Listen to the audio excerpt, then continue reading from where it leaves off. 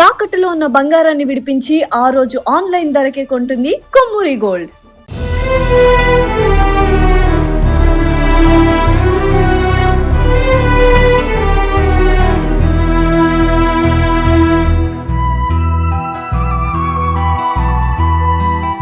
ప్రేమించి పెళ్లి చేసుకున్న భార్యనే అత్యంత దారుణంగా హత్య చేశాడు ఓ భర్త.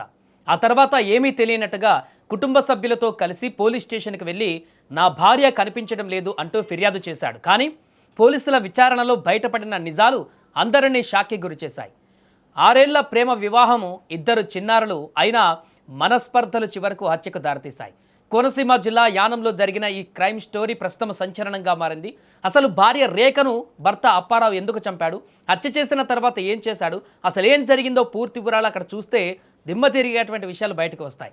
దీనికి సంబంధించిన పూర్తి వివరాలు మా ప్రతినిధి అరుణ్ తేజ్ ఫోన్ లైన్లో అందిస్తారు. అరుణ్ తేజ్, కట్టుకున్న భార్యనే ఇంత దారుణంగా హత్య చేయాల్సినటువంటి పరిస్థితులు తనకి ఎందుకు వచ్చాయి, హత్య చేసిన తర్వాత ఏం చేశాడు, అప్డేట్స్ ఏంటి? యానంలో వివాహిత హత్యకు గురైంది.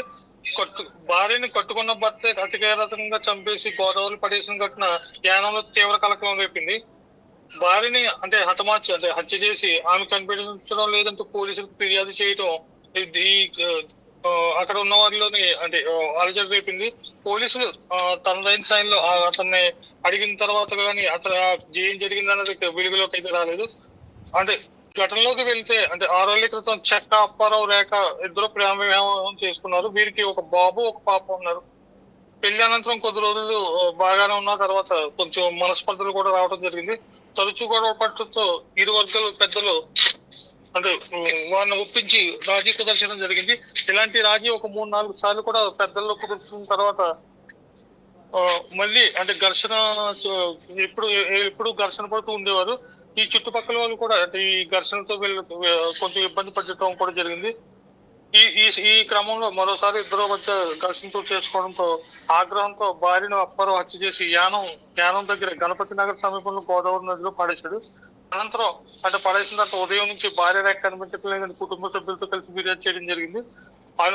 ఇతని భర్త ఎవరైతే చక్రాప్పారావు ఉన్న అతని కదలికలు, అతను చెప్పే విధానం బట్టి అనుమానం కలిగి పోలీసులు అప్పారావును విచారించగా తనే భార్యను హత్య చేశాడని అంగీకరించడం జరిగింది.